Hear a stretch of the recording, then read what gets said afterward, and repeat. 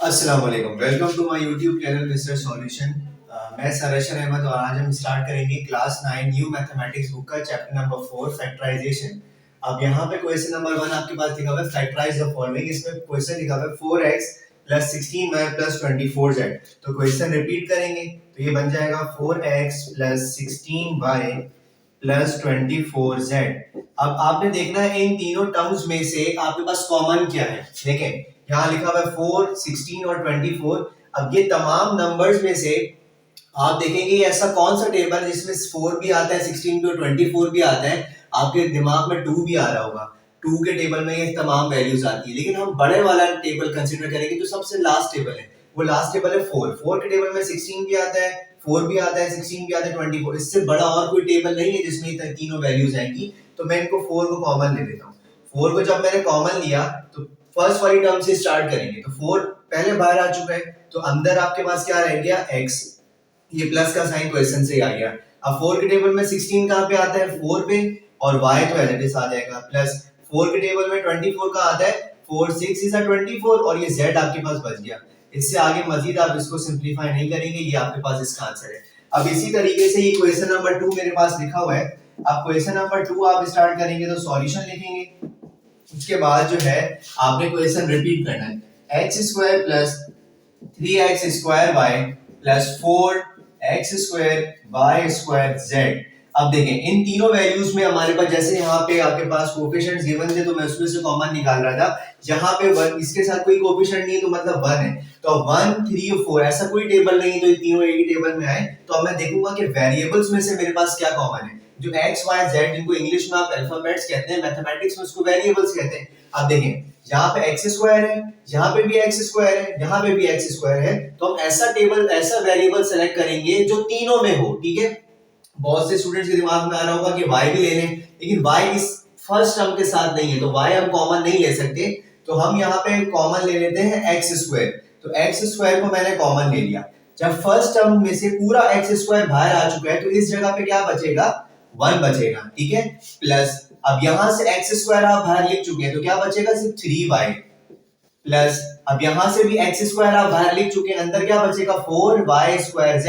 तो 4y square z, यही आपके पास इसका क्या हो गया, आंसर। अब क्वेश्चन नंबर 3 और 4 सिंपलीफाई करते हैं।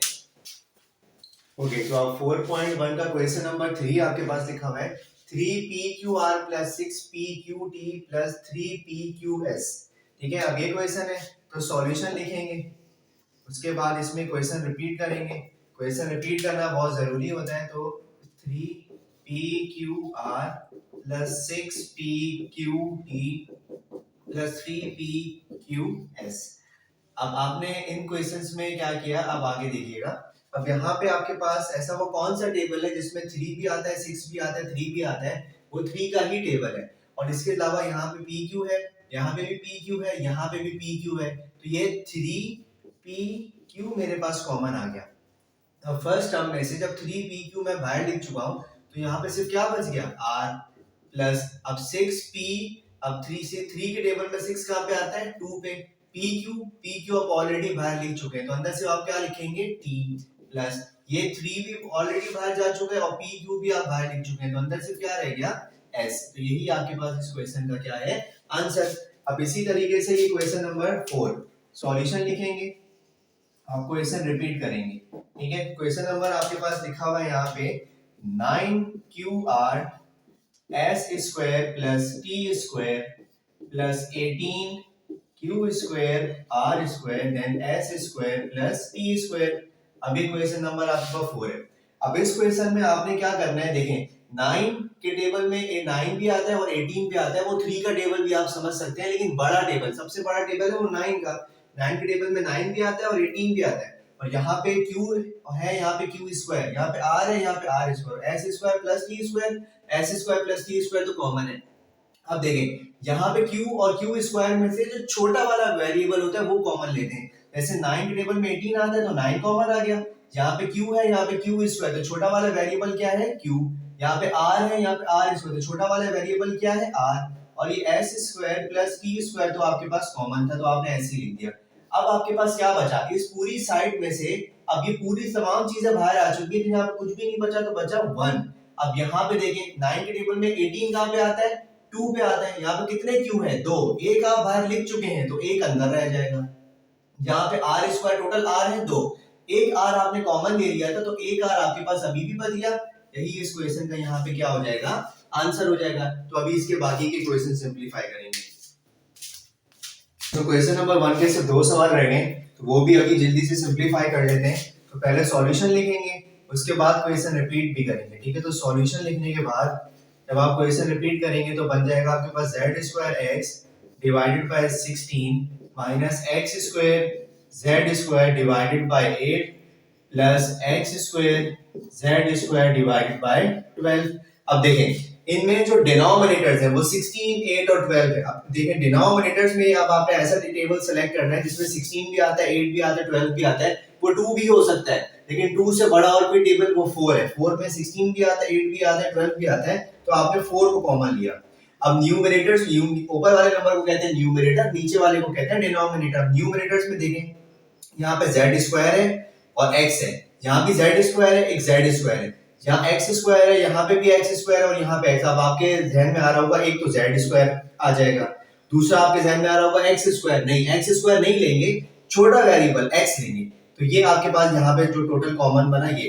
अब देखें यहाँ से आपके पास जेड स्क्वायर भी बाहर आ चुका है, यहाँ से आपके पास एक्स भी बाहर आ चुका है, और 4 के टेबल में 16 कहाँ पे आता है, 4 पे आता है। तो ऊपर वाला पूरा पार्ट बाहर है, तो ऊपर वाली की जगह पे आप लिख देंगे 1, और नीचे 4 के टेबल में 16 कहाँ पे आता है, 4 4 इज 16 माइनस। अब देखें एक्स स्क्वायर, यहाँ एक एक्स आप बाहर लिख चुके हैं तो एक एक्स अभी भी अंदर आपके पास है, और यहाँ क्या बच गया जेड स्क्वायर, पूरा जेड स्क्वायर आप बाहर लिख चुके हैं तो जेड स्क्वायर आपके पास नहीं आएगा। 4 के टेबल में 8 कहाँ पे आता है, 2 पे आता है। इसी तरीके से प्लस का साइन क्वेश्चन से आ गया। एक्स स्क्वायर, ये एक्स, एक एक्स आपने बाहर लिखा है तो एक एक्स अभी भी आपके पास अंदर रह गया, ठीक है। और यहाँ पे पूरा जेड स्क्वायर आप बाहर लिख चुके हैं तो जेड स्क्वायर दोबारा नहीं लिखेंगे। 4 के टेबल में 12 आपके पास कहाँ पे आता है, 4 3 इज 12। अब यही आपके पास इस सवाल का क्या हो गया, आंसर हो गया। अब इसी तरीके से ये क्वेश्चन है, क्वेश्चन नंबर 6, इसका लास्ट क्वेश्चन है, ठीक है। अब ये क्वेश्चन मैं जल्दी से समझा देता हूँ। अब ये यहाँ पे लिखा हुआ है कि अब मैं इसमें क्वेश्चन रिपीट नहीं कर रहा, ये आप लोग कर लीजिएगा। अब देखें यहाँ पे x minus Y, x minus Y, x minus Y, x minus Y तो सेम है। और वेरिएबल्स में देखें यहाँ पे a है, यहाँ पे a स्क्वायर, यहाँ पे a स्क्वायर, यहाँ पे b है, यहाँ b का काम नहीं है क्योंकि b यहाँ पे नहीं था। तो अब जो कॉमन आपके पास क्या है, a और x माइनस वाई, क्योंकि वो तीनों में है। अब देखें फर्स्ट टर्म में से पूरा ये आप बाहर लिख चुके हैं तो अंदर सिर्फ आप क्या लिखेंगे 1। अब ये माइनस, अब यहाँ कितने a हैं, 2, एक आप बाहर लिख चुके हैं तो एक a अभी भी रह गया, और ये b भी आप लिखेंगे, और x माइनस वाई पूरा आप बाहर लिख चुके हैं तो आप वो मजीद नहीं लिखेंगे। अब प्लस का साइन यहाँ से आ गया। अब 2 a हैं, एक आप बाहर लिख चुके हैं और एक आप अंदर लिखेंगे, और b स्क्वायर आपने कॉमन नहीं लिया था, और x माइनस वाई पूरा आप बाहर लिख चुके हैं तो इसको मजीद आप आगे सिंपलीफाई नहीं करेंगे। यही आप इस क्वेश्चन का आपका क्या हो जाएगा, आंसर। अब हम स्टार्ट करते हैं इसका क्वेश्चन नंबर 2।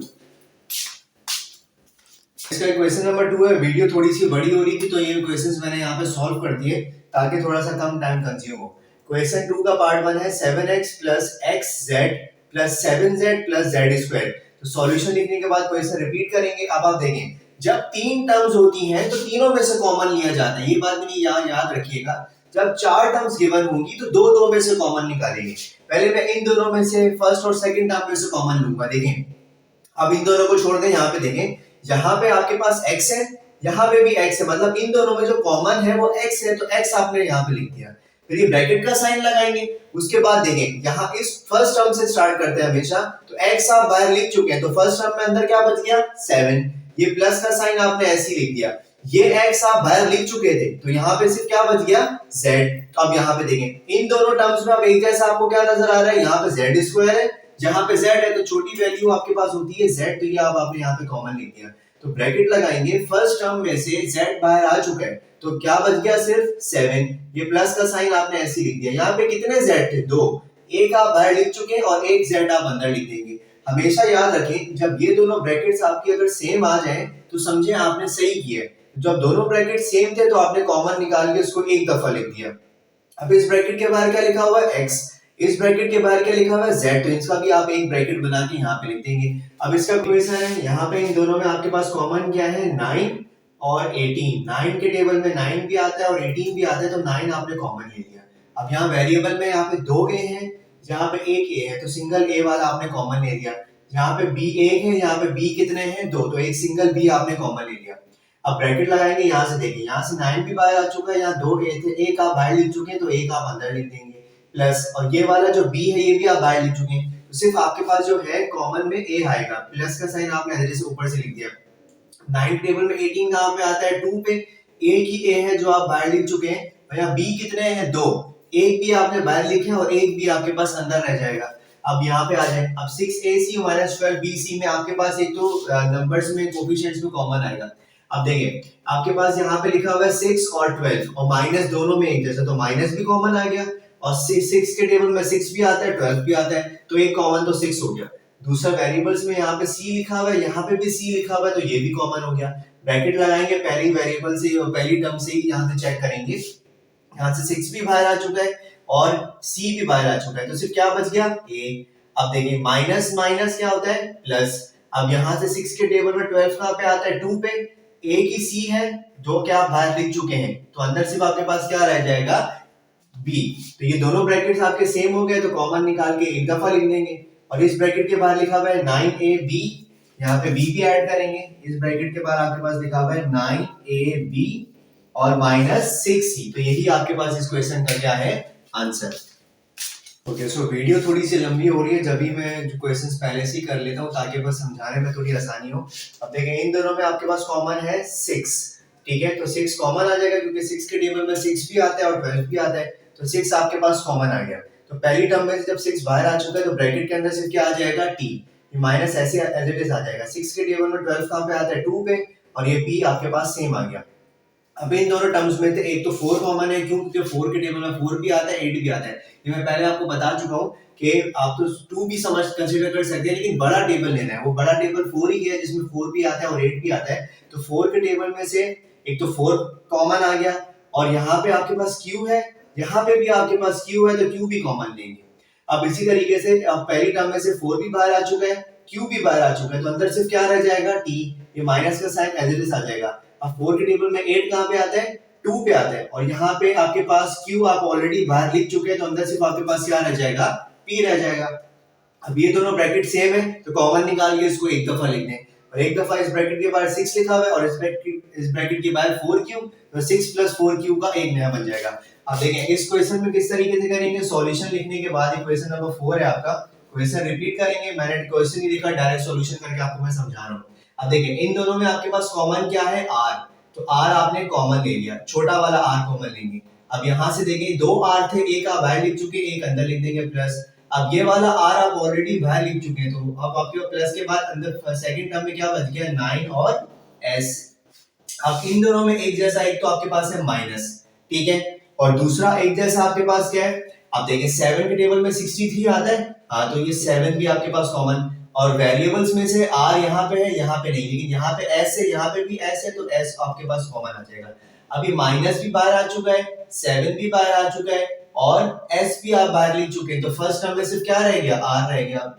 अब माइनस और माइनस क्या होता है प्लस, अब 7 के टेबल में 63 का आता है, 7 9 इज 63, यहाँ 2 s है, एक आप बाहर लिख चुके हैं तो एक आप अंदर लिख देंगे, ये दोनों ब्रैकेट्स आपके सेम हो गए, तो एक दफा लिख देंगे कॉमन निकाल के r प्लस 9s, और इस ब्रैकेट के बाहर लिखा हुआ है r माइनस इस ब्रैकेट के बाहर लिखा हुआ है 7s, ये आपके पास इसका आंसर हो जाएगा। अब इंशाल्लाह इसके क्वेश्चन नंबर 5 और 6 स्टार्ट करते हैं। ओके, सो अब इसके से 2 सवाल रह गए क्वेश्चन 2 के, टाइम वीडियो थोड़ी सी ज्यादा हो रही थी तो ये मैंने यहाँ पे खुद नोट कर दिया। सॉल्यूशन के बाद क्वेश्चन ये है, ठीक है, अब इस क्वेश्चन को मैंने पहले थोड़ा सा सिंपलीफाई किया आपको समझाने के लिए, ठीक है। पहली जो टर्म है y स्क्वायर अपॉन 4, ये मैंने सेम लिखी है, माइनस का साइन भी सिमिलर है। अब 4 का स्क्वायर क्या होता है 16, क्योंकि 4 टाइम्स 4 मतलब 4 को 2 दफा मल्टीप्लाई करेंगे तो 4 4 इज 16, z अपॉन 4 ऐसे सिमिलर आ गया, माइनस ये पूरी term z square t upon 9, z square t upon 9 मैंने सिमिलर लिखी है। अब ये आपके पास जो है यहाँ पे ये प्लस है, तो सॉरी यहाँ पे प्लस आएगा, तो ये प्लस आपके पास एज इट इज आ गया। अब ये z स्क्वायर और यहाँ पे z, तो इन वेरिएबल्स जब सेम होते हैं तो पावर प्लस हो जाती है, यहाँ पे 2 है, यहाँ पे 1, इनको प्लस करें z क्यूब और t अपॉन 9 आपके पास सेम आ गया। अब उसके बाद देखें अब इन दोनों टर्म्स को जरा नोट कीजिएगा, इनको अभी फिलहाल आप रहने दें। देखिए इसके डिनोमिनेटर में भी 4 लिखा हुआ है, इसके डिनोमिनेटर में भी 4, मतलब 4 तो यहाँ पे सेम है, तो मैंने 4 को कॉमन ले लिया। अब देखें, अब यहाँ पे y स्क्वायर है, यहाँ पे 16 साइड, मतलब न्यूमरेटर में कुछ भी कॉमन नहीं है, तो ऊपर क्या आ जाएगा, 1 आ जाएगा। जो कॉमन था 4 वो मैंने नीचे लिख दिया, ऊपर कुछ भी कॉमन नहीं था जा रहा है, इस तरीके से खाली तो इसको नहीं छोड़ेंगे ना, तो यहाँ पे जब कुछ भी नहीं होगा तो आप यहाँ पे क्या लिख देंगे, 1 लिख देंगे। अब इसी तरीके से जरा आगे देखें, अब जब यहाँ से 1/4 कॉमन आ गया तो यहाँ पे सिर्फ क्या बच गया, y स्क्वायर, क्योंकि 4 कॉमन में आप लिख चुके हैं तो यहाँ दोबारा नहीं लिखेंगे, माइनस का साइन एज इट इज आ जाएगा, ये 16z आप ऐसे लिख देंगे, और इसका जो डिनोमिनेटर है ये आप बाहर लिख चुके हैं, ठीक है। अब देखें यहाँ पे आपके पास है माइनस, तो आपने माइनस को जो है वो सिमिलर बाय लिख दिया। अब इसके भी डिनोमिनेटर में दोनों में क्या लिखा हुआ है, 9, तो ये 9 तो एक दफा कॉमन आ जाएगा। अब देखें यहाँ पे भी z स्क्वायर t है, यहाँ पे z क्यूब t है, तो यहाँ पे 3z है, मैंने बताया था जो छोटी पावर वाला होता है उसे कॉमन लेते हैं। अब यहाँ पे z स्क्वायर कॉमन आ जाएगा, यहाँ पे दोनों में t सिमिलर है तो t भी कॉमन आ जाएगा, और डिनोमिनेटर में 9 भी आपके पास सिमिलर है तो 9 भी आपके पास आ जाएगा। अब उसके बाद देखें यहाँ से फर्स्ट टर्म से आपके पास z स्क्वायर t अपॉन 9, ये पूरी वैल्यू बाहर लिखी हुई है, तो इस पूरी जगह पे क्या आ जाएगा, 1 आ जाएगा। अब माइनस प्लस आपके पास क्या होता है, माइनस होता है, तो यहाँ पे आप लिखेंगे माइनस, ठीक है। अब देखें यहाँ पे z 3 है, 2 आप बाहर लिख चुके हैं तो एक अंदर बच गया, ये t भी आप बाहर लिख चुके हैं और ये 9 भी आप बाहर लिख चुके हैं, तो 1 माइनस z। अब ये दोनों ब्रैकेट सेम नहीं है तो इसको कॉमन लेके आप नहीं लिखेंगे, यही आपके पास आंसर होगा। अब इसी तरीके से सिमिलर ये क्वेश्चन है, अब इस क्वेश्चन में भी डिनोमिनेटर क्या है, 11 कॉमन आ जाएगा। अब यहाँ पे 10xy लिखा हुआ है, यहाँ 5xz लिखा हुआ है, ऐसा कौन सा टेबल है जिसमें 5 भी आता है और 10 भी आता है, बिल्कुल वो 5 का ही टेबल है। तो 5 और x, क्योंकि 5 के टेबल में 10 आता है तो 5 भी कॉमन, और x दोनों में लिखा हुआ है तो x भी कॉमन आ जाएगा। अब पहले ब्रैकेट में आपके पास क्या बच गया, 5 के टेबल में 10 का आता है 2 पे, और ये वाला x आप बाहर लिख चुके हैं, तो अंदर से आपके पास क्या रह गया, y, और ये 11 डिनोमिनेटर था, ये पूरा y। अब ये प्लस का साइन एज इट इज। अब देखिए 5x अपॉन 11 सब कुछ बाहर है सेकंड टर्म में से, सिर्फ अंदर क्या रह जाएगा, z रह जाएगा। अब इन दोनों में एक जैसा, एक तो आपके पास है माइनस, ठीक है। अब देखिए 7xy और 14yz, y दोनों में सिमिलर है, और 7 भी, क्योंकि 7 के टेबल में 7 भी आता है 14 भी आता है, तो कॉमन आप क्या लेंगे 7, और y दोनों में सिमिलर है तो y भी कॉमन, और डिनोमिनेटर में दोनों में 11 लिखा हुआ है तो 11 भी कॉमन आ जाएगा। अब 7 के टेबल में 14 कहाँ पे आता है, 2 पे, यहाँ पे एक ही y है जो कि आप बाहर लिख चुके हैं, तो अंदर आपके पास सिर्फ क्या रह गया, z रह गया। अब माइनस माइनस आपके पास क्या होता है, प्लस होता है, ठीक है। अच्छा अब उसके बाद जो है, अब सेकंड टर्म आपके पास क्या लिखी हुई, 7xy, जिसमें से 7 भी आप बाहर लिख चुके हैं और y भी आप बाहर लिख चुके हैं, तो अंदर सिर्फ क्या रह जाएगा, x, और ये 11 डिनोमिनेटर में सेम ही आ जाएगा, ठीक है। तो यहाँ पे क्वेश्चन नंबर 1 और 2 मैंने यहाँ पे सिंपलीफाई करवा दिए, इंशाल्लाह क्वेश्चन नंबर 3 स्टार्ट करेंगे, ठीक है। तो क्वेश्चन नंबर 3 इंशाल्लाह अगली वीडियो में स्टार्ट करेंगे। तो यहाँ तक अगर आपको बात समझ आई है तो इसको, चैनल को लाइक कीजिएगा, सब्सक्राइब भी कीजिएगा, अपने फ्रेंड्स के साथ शेयर भी कीजिएगा। तो मिलते हैं अगली वीडियो में, अल्लाह हाफिज।